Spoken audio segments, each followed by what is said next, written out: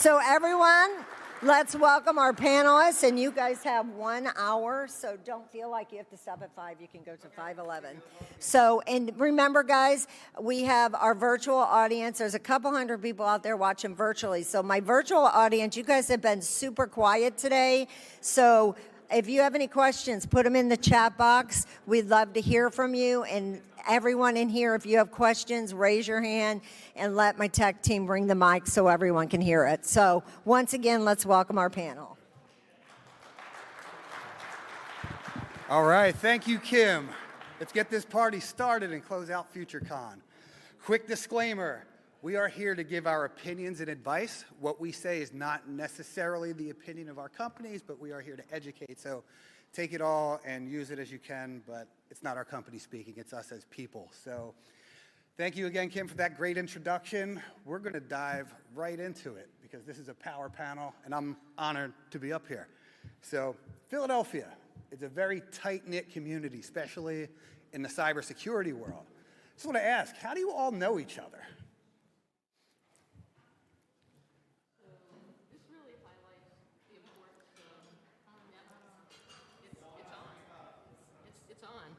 There we go. Now it's on in the back, too.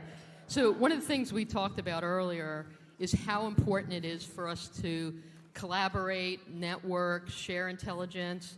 So everyone on this panel I've known for at least 10 years, either through WESIS, Women in Cyber, InfraGard, the CISO Connects, CISO Exec Network. So it's a very small pool. ISACA, in ISSA, CSA, it's a small pool in Philadelphia.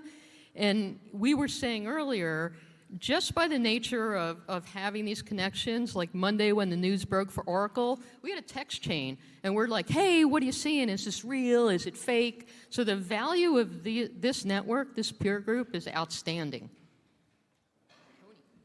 Yeah, I would agree. I started off in IT many years ago, being a member of the Philadelphia chapter of SIM.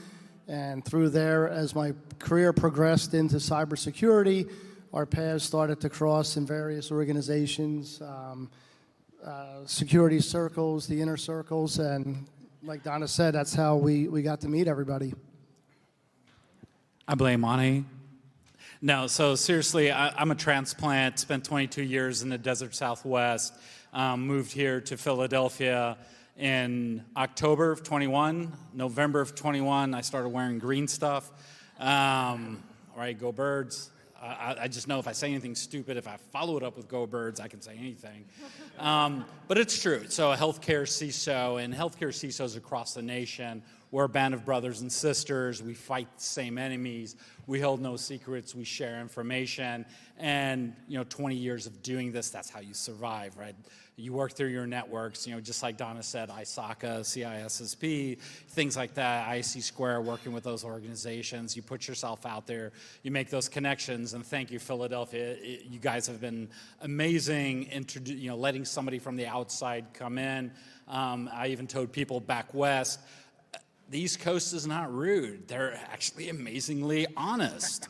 That's just how you have to look at it. And it's been such a welcoming place. I felt very welcomed, and I love Philly. So I specifically remember the first time I met you, and I don't know if you do. We were in Kansas City for a CISO advisory board, and I got lost in the KC airport, and the meeting handlers found me and walked me to the car that had been prepared for me to get ushered to the airport. There was this random guy in my car, and it's Ken. He's like, oh, I borrowed your car. Hope you don't mind if I tag along. I'm like, welcome. Nice to meet you. But it's not right, just the professional organizations. Sometimes we cross paths as we work through our own day-to-day professional affiliations with our vendors and third parties, and the things that we are involved in to give back to the overall CISO community, and that's how we've met.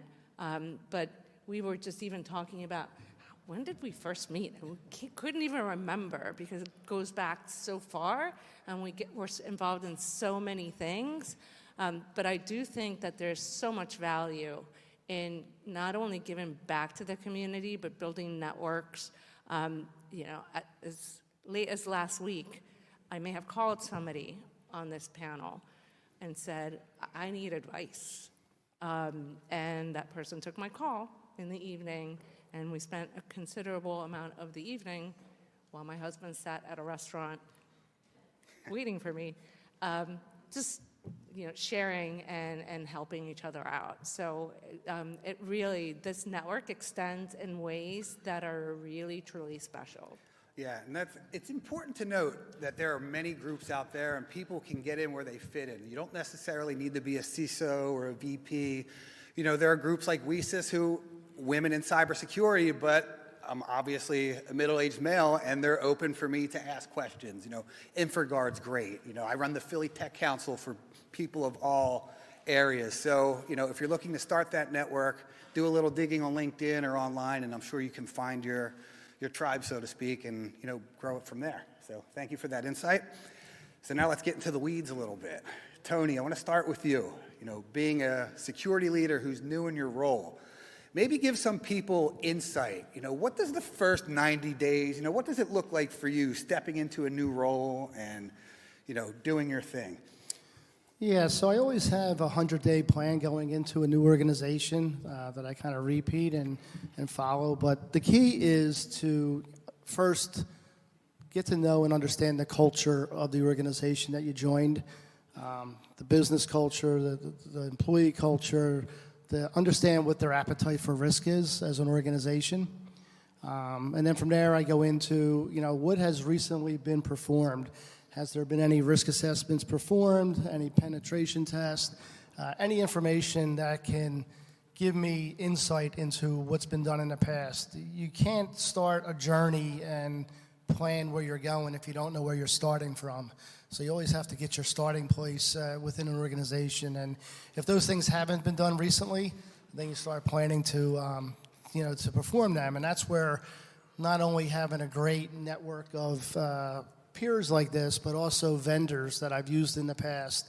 I know everybody on this panel, we all use some of the same vendors just because we've already vetted them out. We've used them over and over again, and we know their services are good, and we can rely on them to come in quickly and perform the tests that we need. And then communication, make sure that there's a clear communication to the organization and the employees, that everybody's on board together, that cybersecurity is not my job or my team's job. It's everybody in the organization's job, especially today. The bad actors, they don't hack into your networks. They log in. And your employees are your modern-day firewall. Really have to begin educating them on what to look for, phishing emails. And then, getting back to the test and anything that's been done, start your planning, making sure your policies and procedures are in place. Make sure you have an incident response plan, that if something were to happen, there's a plan that everybody can follow to respond to that incident. And then across it, just foster a culture of security awareness from the top down. And then, I always meet with my stakeholders in the organization the first month. I set up one-on-one meetings. I call them meet and greets. Just to get to know them, they know me, and to get their perspective of what their perspective of cybersecurity has been in the past. And I have to say, in knowing Donna a long time, I have stolen a saying of hers, so I hope you don't mind. But, I like to be known as the Office of Know, K-N-O-W, not N-O. We want to be there to partner with the business. You don't want to be the ones that are looked at as, we can't do this, or, security told us we can't do it because it's not secure. All I ask is that the business involves me up front whenever they plan any projects, so that they don't come to me and say, hey, we just signed an agreement for a new application. Can you take a look at it? And it's like, where was I 2 months ago when you were having initial vendor, meetings? And then from there, you build your roadmap, your long-term strategy, and you revisit it every year, and just build the trust and transparency of the department across the organization. building trust and transparency. That's a good one. I'm going to circle back to that later. Do you have something to add? Yeah, and I'm just going to add a little exclamation to something that Tony said. You know, people think when you go in and you're hired, you're going to go in and you're going to fix stuff right away. That's the worst thing any new entrant can do. You know, as Tony said, you go in, you learn the culture, you meet people, you meet your peer group, you meet your internal customers, your external customers, and then, as he said, you dive through a wealth of information that's already there, the policies, the procedures, audit reports, you know, all of that kind of stuff. And when you're all done with that, pick one or two low-hanging fruit and, you know, get a quick win and then build on to that momentum. But the one thing that we learned in our career, you never go in and you change stuff right away. You have to really be an observer and a partner, to your point. So I was just going to add on to that. First 20 years of my career, I was with 2 organizations, and then since COVID, I've for various reasons, buyouts and missed drug test and whatnot, I found myself in multiple jobs the last couple of years. And it's interesting when you go into an organization, you know, you think they're doing things right or have been doing things right, and a lot of companies, you know, are hiring security professionals today because they're being told they have to. The audit committee or the auditors are saying, who's in charge of security? And you find that a lot of organizations don't have their ducks lined up. They don't even have basic policies in place. So it's a starting point. You touch on an interesting thing, like, you know, the hiring process, people joining cybersecurity. One of my favorite things about this industry is that you meet people from all kinds of backgrounds. I once was an iron worker. 25 years ago, if you told me I'd be up here on stage with some of the finest security minds, I'd have told you you're nuts. Kim has a great story too. Now a CISO, Fortune 500 company, started as a corrections officer, if I'm not mistaken, correct?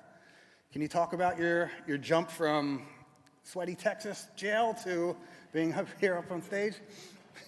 Wow, okay, my life story in a nutshell. Yeah, you know, so I don't know what you did after high school. Some people joined the service, some, you know, are blessed to be given the opportunity of college.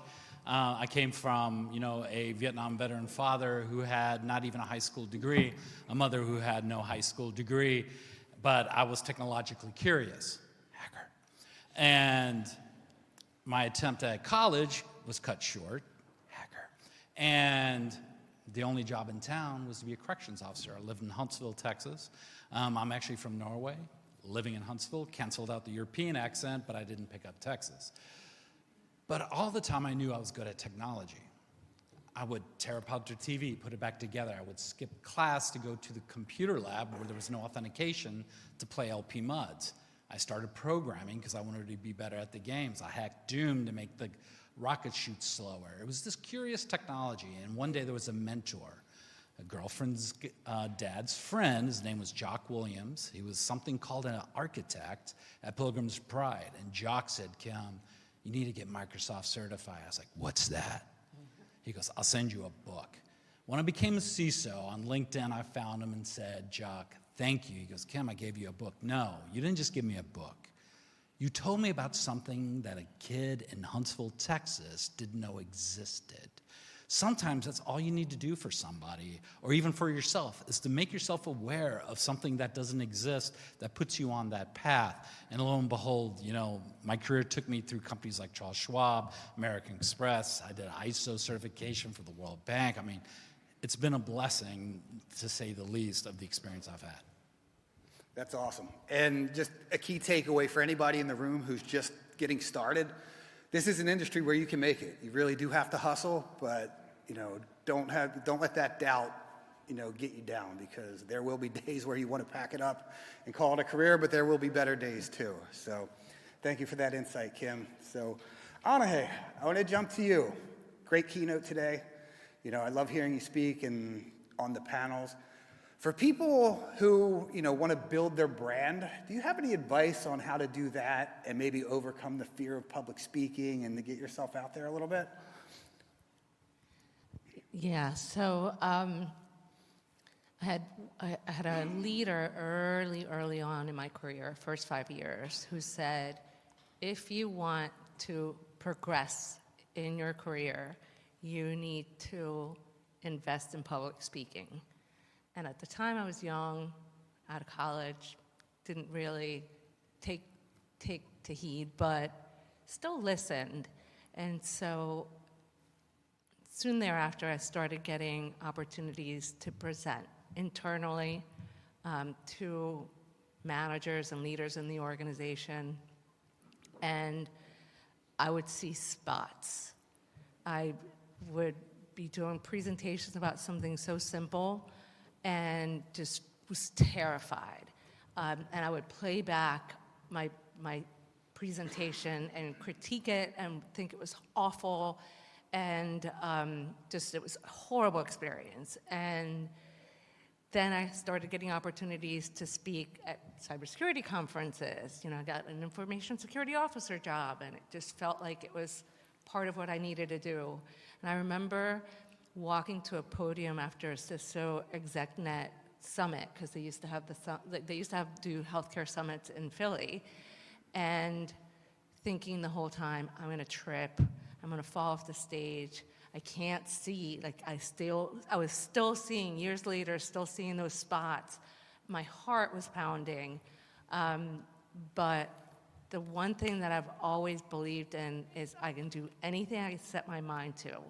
And I refuse to let that fear overcome. In fact, it probably encouraged me more to push because I was so scared. And I did more and more and more, and it became less and less comfortable. And now this is the third speaking thing that I've done today. I did the keynote, then I ducked into a room and I did a live podcast, and then now we're doing this. And so I definitely believe that it is really important for leaders, thought leaders, especially those that want to give back to the, you know, I talked earlier about giving back to the community. And we do that by exposing ourselves and our thoughts and our learnings and experience to others who might benefit from it. And in that process, we actually end up learning. Like, I'm gonna learn a lot from this afternoon's discussion just by virtue of what we have to share. But there is a brand aspect of it. And I had another mentor who once told me, job security has nothing to do with keeping your existing job. It has everything to do with being able to get the next one.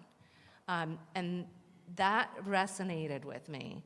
And I think that part of building your brand is getting people out there to know who you are, to build the respect that you should command if you're a strong leader in the community, and being able to confidently get the next job because people know you, people want to bring you on. I will say that through my brand, I get a lot of my team, close your ears, I get a lot of calls from recruiters asking about open jobs. And I love where I work, and it would take an arm to go somewhere else, but it's great to have those opportunities. But it's also makes us really attractive as a place to come work. In the podcast that I recorded earlier, I referenced the fact that when I had a director position open, I had CIOs that applied for it, that wanted to come work for me in a director position, CIOs. I had CISOs that applied. Our most recent position, open position, in a tough market, we had 100 applicants. And that doesn't necessarily mean that it was because of my brand. My company has an incredible brand, but these are people from across the country. And so the reason I think my company is so happy to have me travel all over the country and speak is because their brand then gets out there.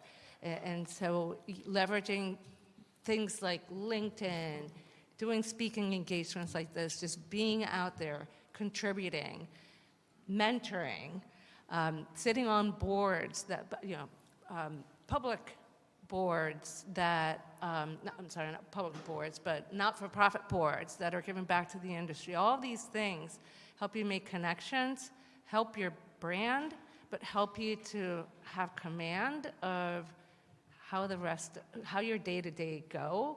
And I think it's really powerful. Awesome. Anything to add?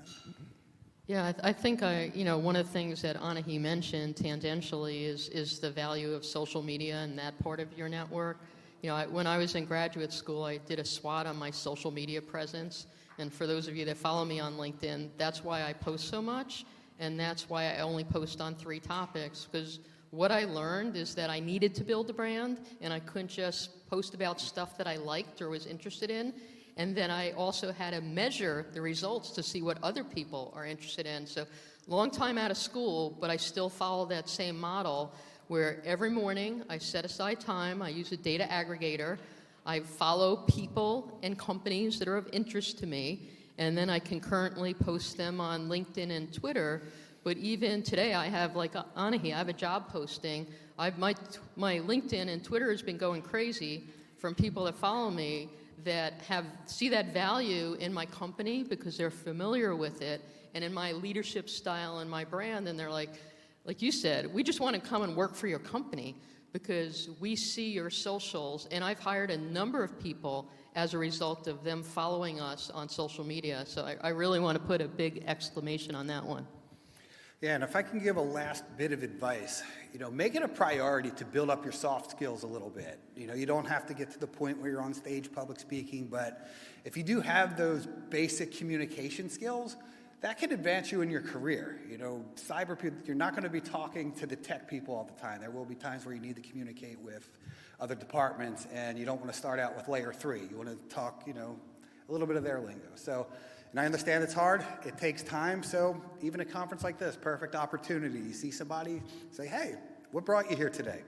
Short, sweet, to the point, and move on. Connect on LinkedIn and do it again. So yeah, I think the other thing that we didn't mention is we all talk to our board of directors, and participating in kind of events like this where we're getting live questions from the crowd really helps us respond at work. When I go to my board meeting, I call it Stump the CISO, because they read the Wall Street Journal, they read everything else, and they want to be an expert on something because they're very smart people. So having the opportunity to meet intelligent, active folks like this who ask difficult questions prepares us for those stump the CISO moments.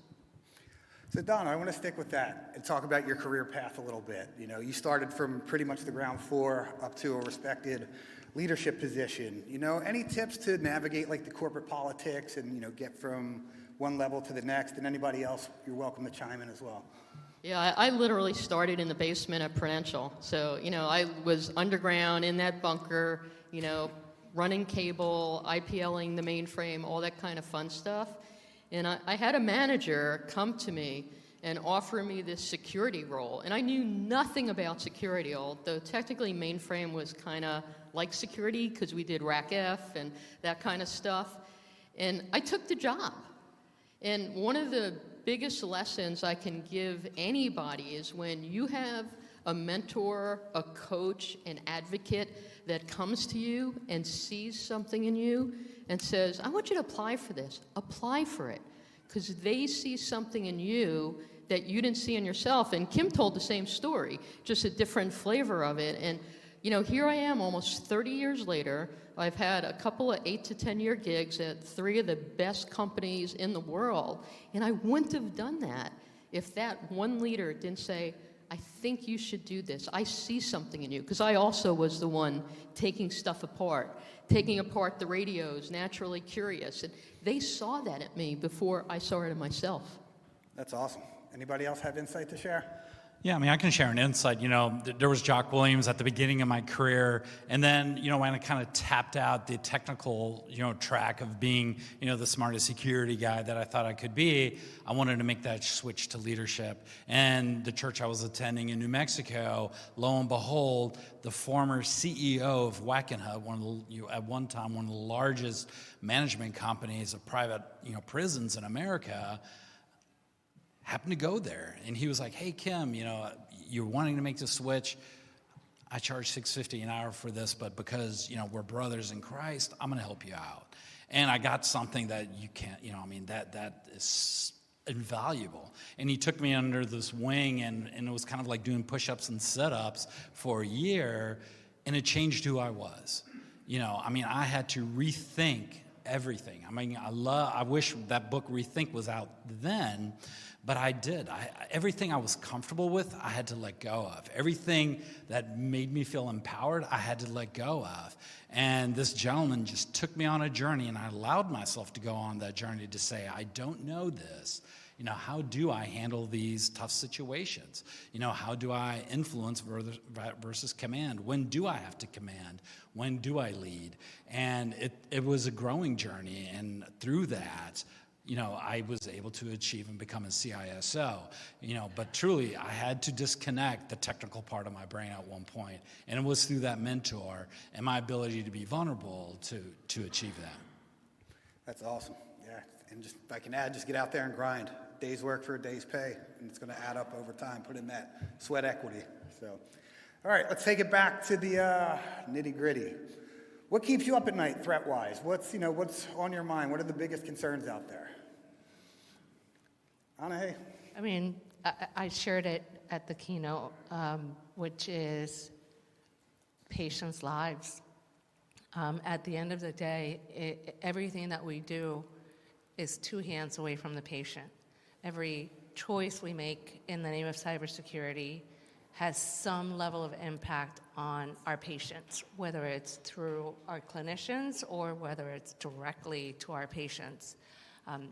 A massive cyber event will have significant implications to patient care, whether it's diversions to other emergency rooms. I didn't share this earlier, but we are the only level 1 trauma center between Philadelphia and Baltimore. So if we can't take in patients through the emergency room, they've got to go to Baltimore, or they've got to go somewhere on the main line, or they've got to go to Philadelphia. That's a significant travel when you've got an emergency. So for me, it's really that.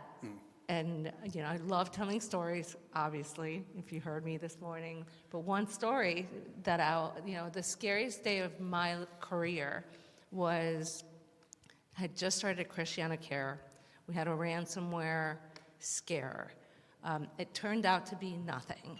And no downtime, no impact. It was early on, knock on wood, in this ransomware frenzy. But at the time, we had 37 people on the phone, and I was taking in information. I didn't know enough to make decisions about whether to take systems offline or whether to continue. Taking systems offline means immediate impact to patients. Not taking systems offline means potentially prolonged impact to patient care. And I thought, oh my God, if I make the wrong decision, I have 1,100 patients in our beds right now. If I make the wrong decision, I'm going to impact all of their lives. And luckily, I made the right decision. It was a nothing burger, and we came out of it well, but that was my thought. Whatever I say and do next is going to affect over 1,000 people and their health. And so that's what keeps me up at night. Okay. Yeah, so also being in healthcare, I'll provide a different perspective a little bit. UHS is publicly traded, so not only am I worried about, my patients, which is number one all day, but it's also understanding my shareholder value, making sure we're keeping that up. So actually what keeps me up at night is innovation. I don't know about you all, but innovation seems like maybe I'm just getting older, but that gas pedal is getting pressed. And what used to take months is now taking weeks. What used to take weeks is now taking days. I've renamed myself the Chief Innovation Security Officer because I'm now reading, the latest, greatest that's coming out, right? When AI hit, I'm not running around going, oh my gosh, how can I defend against it? Of course I had to do that. But how can I use it? How can I use these innovations as a force multiplier?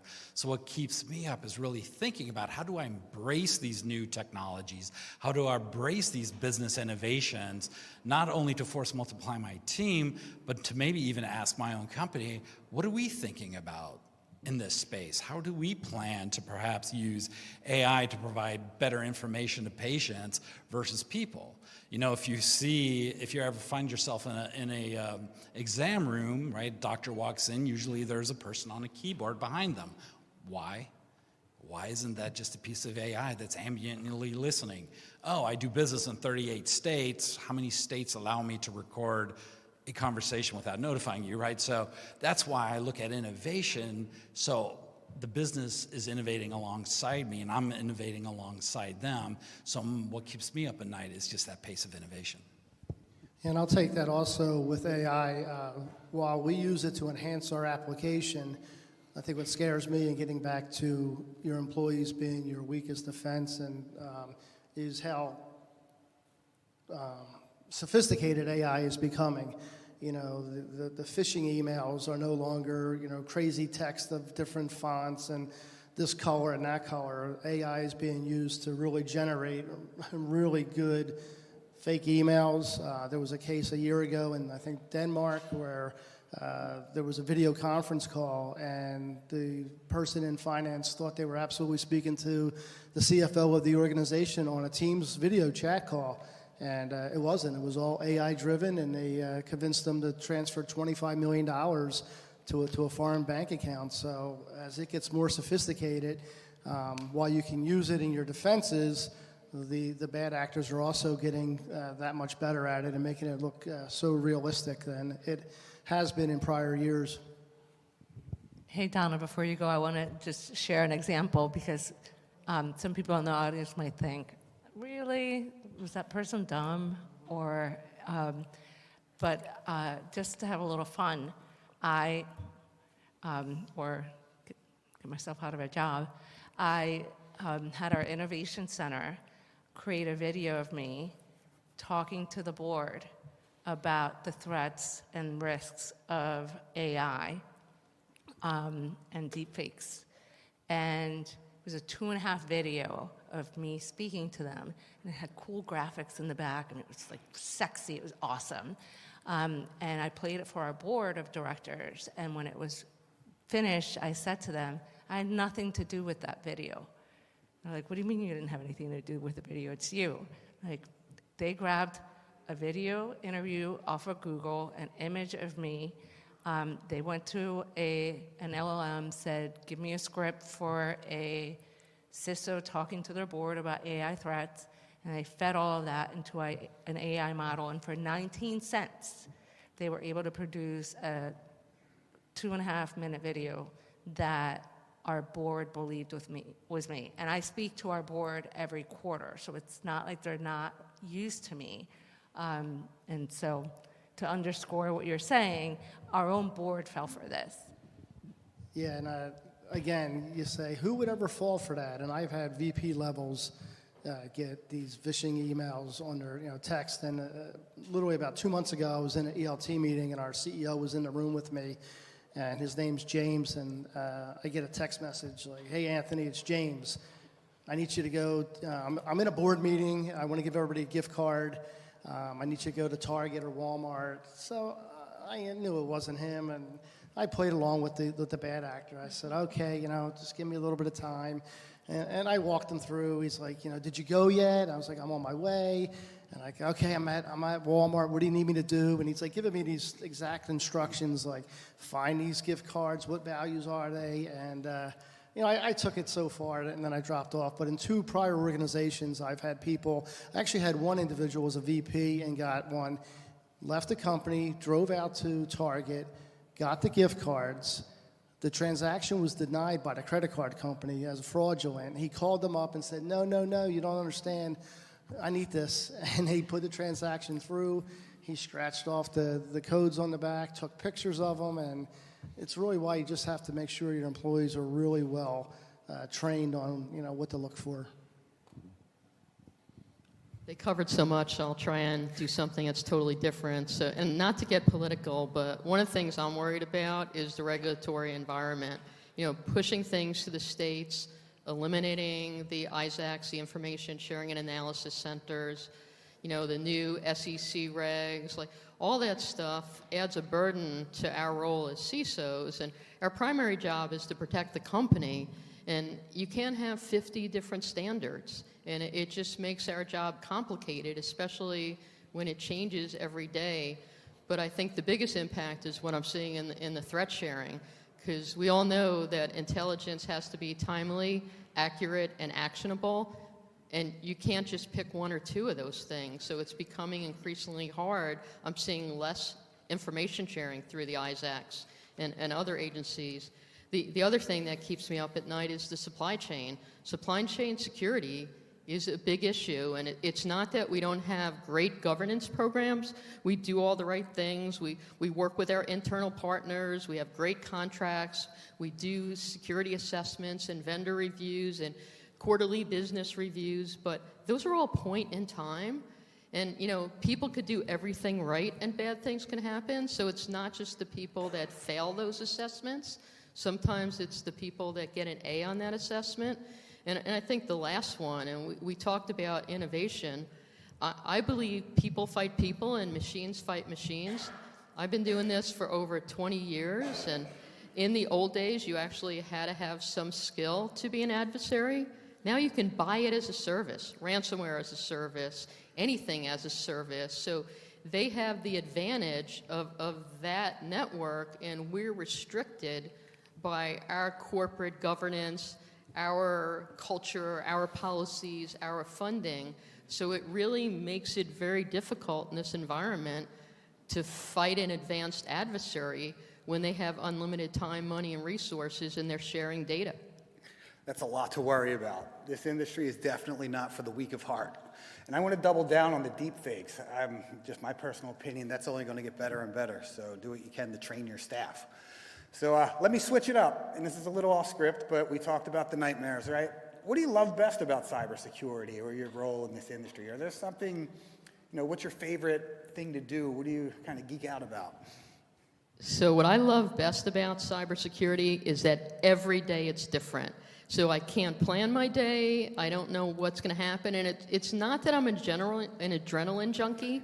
I just love the nature of our mission and what we do, and that every day we do what's best for the country and what's best for our company.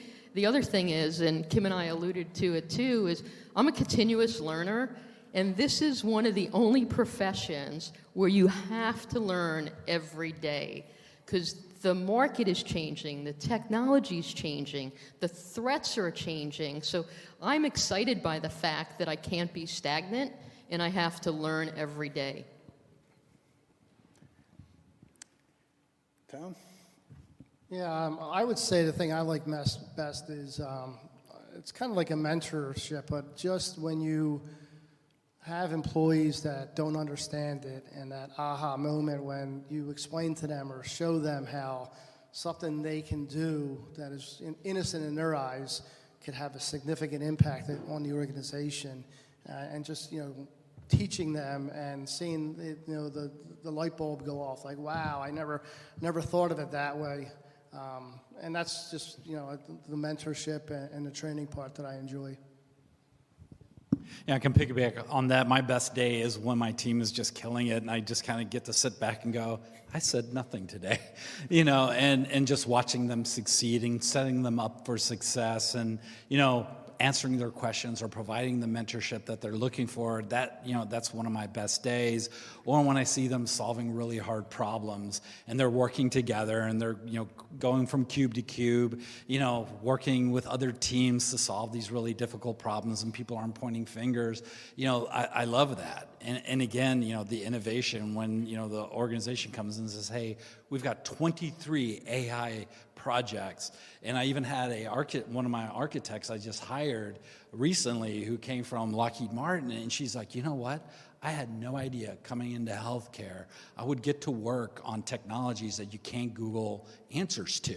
She goes, this is the best job I've had. And that right there, I was like, went home, hugged the kids, petted the dog, was a great day. You know, and that's what I love about being a CISO. So I'm going to sound like a dead horse. I don't like blood, so I could never be a clinician. But I love the fact that in my role, I am helping people live better lives. And that to me is really exciting. I definitely love the constant having to learn. Like, I'm not a stagnant individual. I need to continuously learn the next thing. Sometimes I delve into technical places where my team probably doesn't want me to delve into, but it's just my thirst for knowledge. As a highly innovative organization, I also love to solve problems that nobody has solved for, that are stretching the limits of my capabilities, but also allowing me to leave a legacy for other organizations in our industry that won't have to figure it out. And so for me, cybersecurity presents endless opportunities, and that's why I love it. It's because in whichever corner you turn, you can find a new challenge that will push you, if you allow it to, in ways that I don't know that other disciplines always do so in so many different, diverse ways. That's great. And just to add to that, like in my role with technology and security, what I love most is that we're involved with every part of the organization. And don't think for a minute that security doesn't impact every person, every department, every initiative. Very valuable, and you're needed. So, quick news flash, Phillies, bottom of the fourth, nothing, no score to report, but a couple people did ask me to give that. So, wanted to check, how are we on time back there? All right, 7 minutes to go. Should we ask a couple questions here? Anybody in the crowd have something? Or online? And if not, I'm going to ask about vendor management. We're good? All right, 6 minutes. So one last question. Vendors, partners, everybody needs a good partner, right? What makes a good client-vendor relationship? Anahi, can I start with you on this, your favorite topic? When they email and call me twice a day trying to sell me something. That was Kim, but no, he's making fun of me. A good partner is, I think, one that genuinely, so there are two kinds, right? There's the cybersecurity partner, and then there's just the healthcare supply chain partner, or the industry supply chain partner. We're being told 10 minutes. And so for me, it's somebody that actually has skin in the game. Someone that isn't just trying to make money off of something and then move on to the next money-making opportunity, but somebody that is in it with you for mutual success. Another story. I had one vendor for an identity and access management project, very complicated, multi-million-dollar project. Halfway through that project, he took on a different job in a different company. And that person called me every month and checked in on me to make sure that I was still feeling like I was being successful. He had nothing to gain. He had no money to make. He just wanted to make sure that what he had positioned for me to be successful was still working. And that's the kind of partner that I want. And that's the kind of partner who, to this day, I am still engaged with and would offer an opportunity at a New York Minute because I trust him. And that sums it up. I want a partner that I can trust. Okay, great. Anyone else?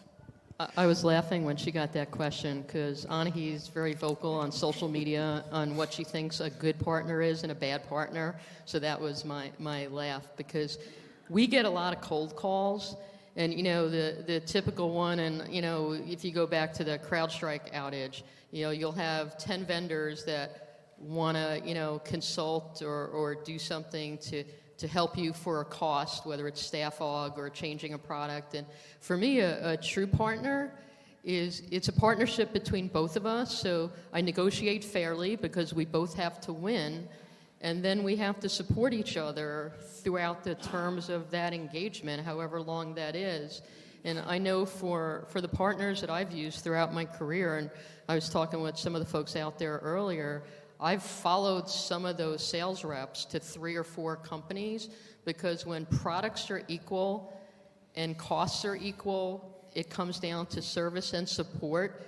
And so when you're measuring the value of the relationship, it's not just when you need them, it's throughout that entire engagement, even if they're no longer your customer, right? And I've seen that all throughout my career, and I think when you have folks in the chair, in the C chair, that over-negotiate, we all lose. Because if you're getting it so far below market, you're not going to get the service or the support that you need, or it's not exactly the SKU that you need.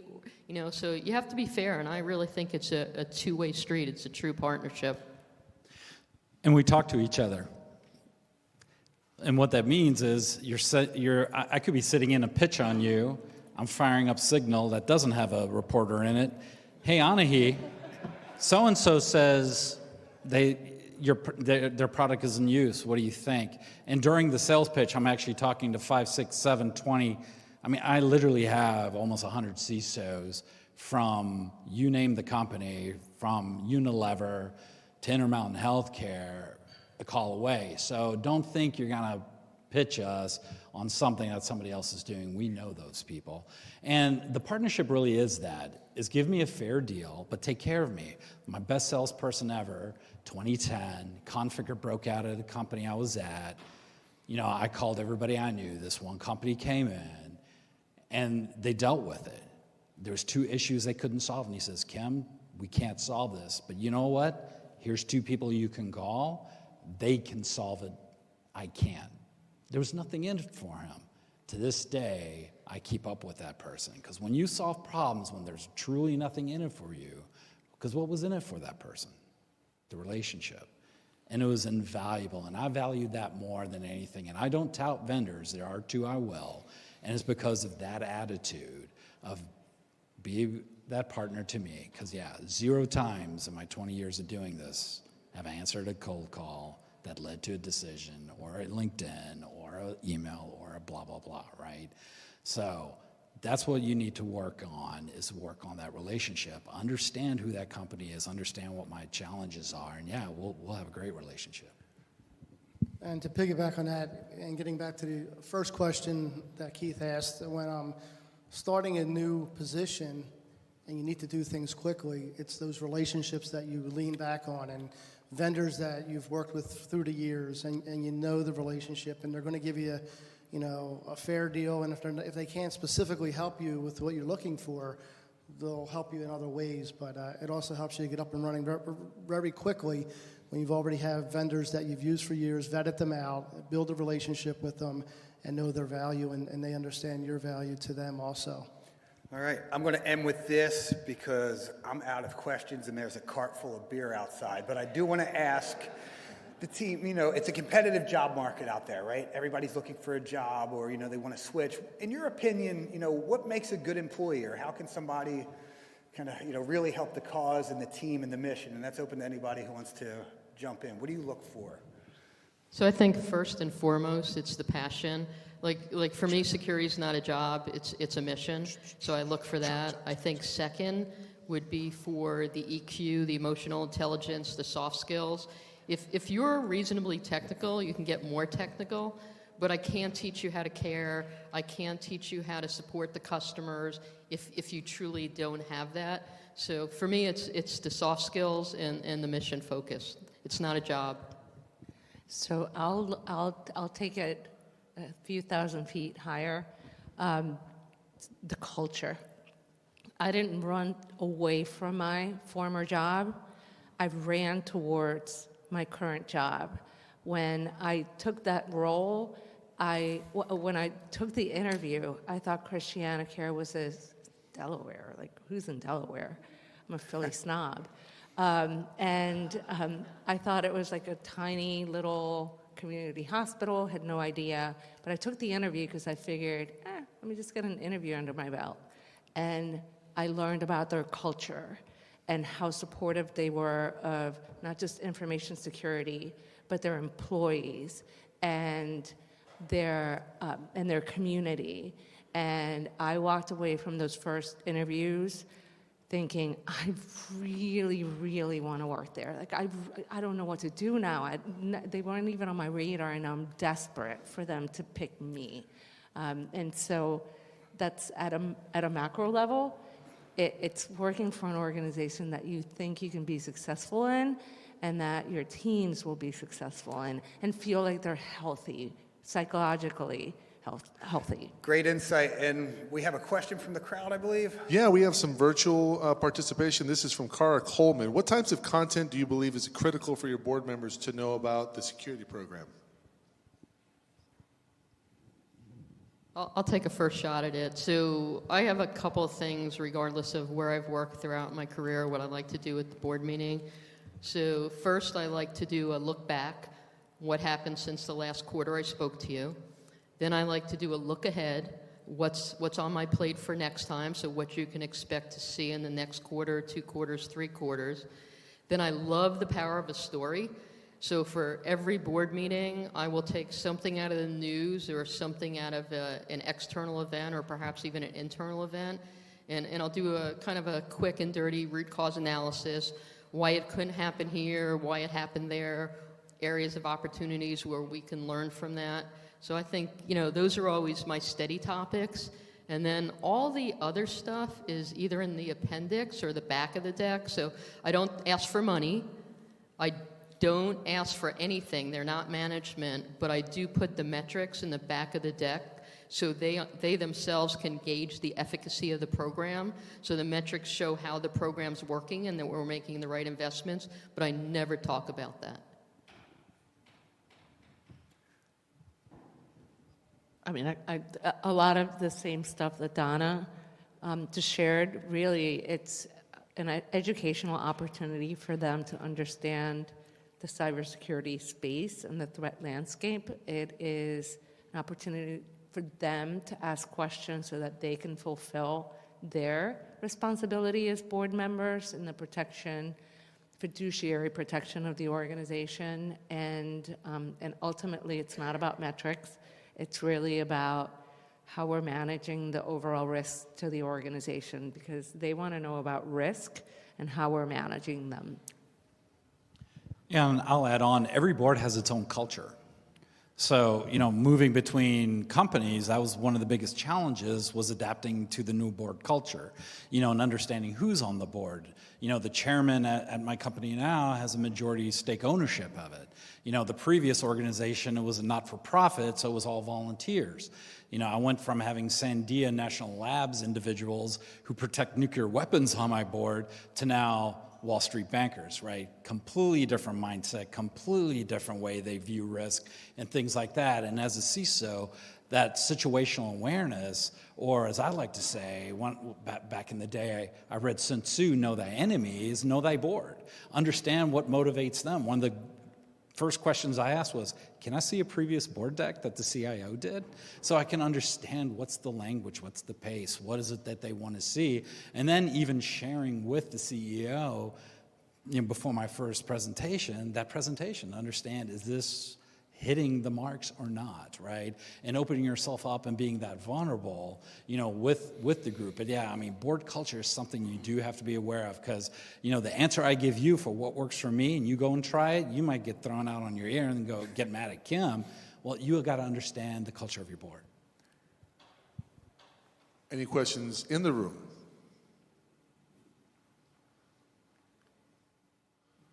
Not yet. Okay. I have another one from online. This is from Kyle Hicks. Hi, my name is Kyle. I'm a career changer from an inside sales role. I've heard a lot of talk about the certifications, about what certifications matter and what experience matters. But in your opinions, what are some of the things that the people around you bring to the table that add value to your daily routines? As I move into this new career, I know what hard skills I need to work on, but what soft skills do I need to be emphasizing to really build the value that I bring to the table? Yeah, so right, I'll plug UHS. We're trying to hire 6, 7, 8 cyber people right now, and what we're looking for is folks that are committed to healthcare. They want to make a difference in the world, right? We're looking for that. The soft skill I'm looking for is the ability to communicate. Can you actually hold a conversation with an individual? Do you understand what 123.0.0.1 means? Maybe sure. What port does FTP run on? Everybody, well, it's kind of funny. Most people can't answer that anymore.